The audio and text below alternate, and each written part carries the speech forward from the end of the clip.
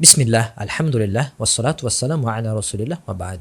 আমরা প্রায়শই শুনে থাকি হজের সময় শয়তানের প্রতীকী স্তম্ভে হাজিরা পাথর নিক্ষেপ করে থাকেন এবং বিভিন্ন সংবাদপত্র অথবা টিভিতেও প্রতিবেদনে এভাবে বিষয়টিকে উপস্থাপন করা হয়। আর সমাজে অনেকে এটাও বলে থাকে যে বড় স্তম্ভ, মেজ স্তম্ভ আর ছোট স্তম্ভ, অর্থাৎ বড় শয়তান, মেজ শয়তান আর ছোট শয়তান, এদেরকে নাকি হাজিরা পাথর মারেন। আর অনেক সময় ইসলাম বিরোধীদের পক্ষ থেকেও অভিযোগ উত্থাপিত হয় যে মুসলিমরা দাবি করে ইসলাম নাকি পৌত্তলিক ধর্ম না, কিন্তু ইসলামে শয়তানের প্রতীকী স্তম্ভে, শয়তানের মূর্তিতে পাথর নিক্ষেপ করা হয়।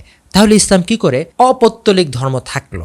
চলুন আমরা দেখি এই অভিযোগ বা এই ধারণার সত্যতা কতটুকু।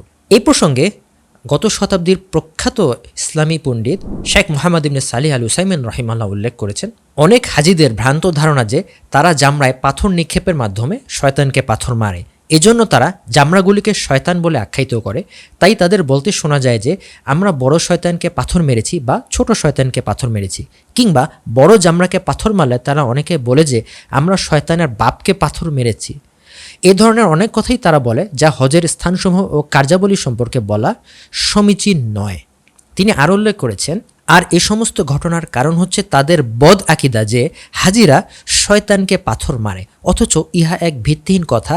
আর পূর্বে জামরায় পাথর মারার তত্ত্ব সম্পর্কে জানতে পেরেছেন যে তা আল্লাহর জিকির অর্থাৎ স্মরণ প্রতিষ্ঠার উদ্দেশ্যে বিধিবদ্ধ করা হয়েছে।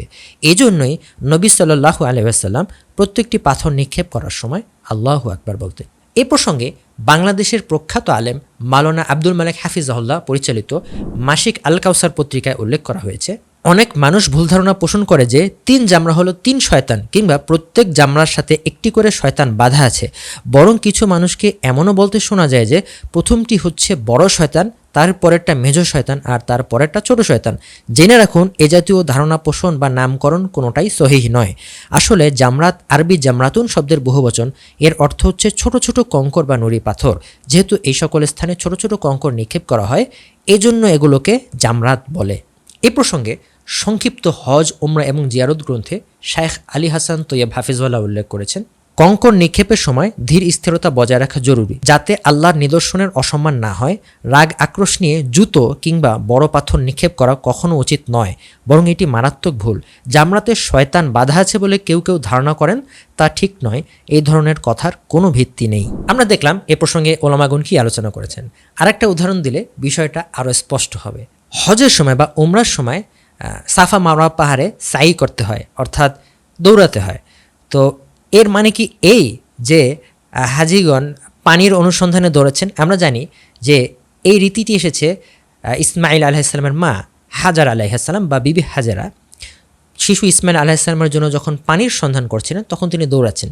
কিন্তু হজকারী বা উমরাকারীগণ তো পানির জন্য দৌড়াচ্ছেন না, তারা সেই বিষয়টাকে স্মরণীয় করে রাখার জন্য রাসূল সাল্লাল্লাহু আলাইহি ওয়াসাল্লামের সুন্নাত অনুসারে তারা সাফা মারওয়া পাহাড়ে দৌড়াচ্ছেন।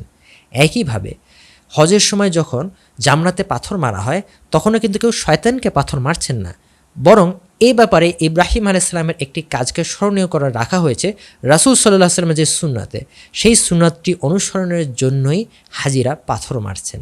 তারা মোটেও শয়তানকে পাথর মারছেন না, বরং সেই জায়গাতেও শয়তান বাধা নেই। সেখানে এখন যে আমরা স্তম্ভ দেখতে পাই, এরকম স্তম্ভ কিন্তু সবসময় ছিল না। বরং আমরা যদি মক্কার প্রাচীন কিছু ছবি দেখি, সেগুলোতে আমরা দেখব আজ থেকে প্রায় 50, 60 বা 100 বছর আগেও এরকম বড় স্তম্ভ ছিল না, বরং জায়গাটা হয়তো খালি ছিল অথবা ছোট স্তম্ভ ছিল।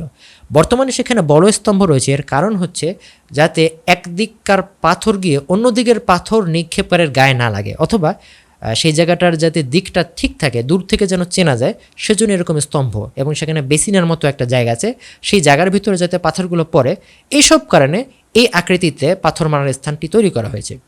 এবং মক্কায় তো আরও বিভিন্ন জায়গা রয়েছে যেখানে এভাবে স্তম্ভ দিয়ে চিহ্নিত করা হয়।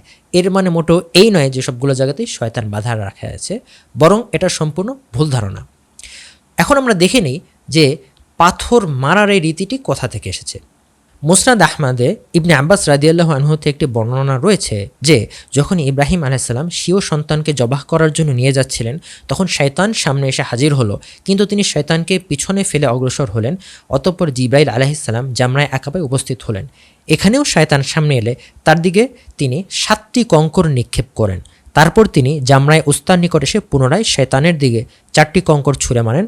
অতঃপর সামনের দিকে অগ্রসর হয়ে ছেলেকে মাটিতে শায়িত করলেন। কাজে আমরা দেখলাম সমাজে যে প্রচলিত বিশ্বাস হজের সময় শয়তানকে পাথর মারা হয়, এটা আদৌ সঠিক নয়। বরঞ্চ সেখানে ইব্রাহিমী একটি রীতির অনুসরণ করা হয় এবং যেটি রাসূল সাল্লাল্লাহু আলাইহি ওয়াসাল্লামের শরীয়তের ভিতরে রাখা হয়েছে। এবং এ ব্যাপারে ইসলাম বিরোধীরা যে অভিযোগ করে থাকে যে ইসলামে বৈতরিকতা আছে, সেটাও যে সম্পূর্ণ অসার, তাও আমরা বুঝতে পারলাম।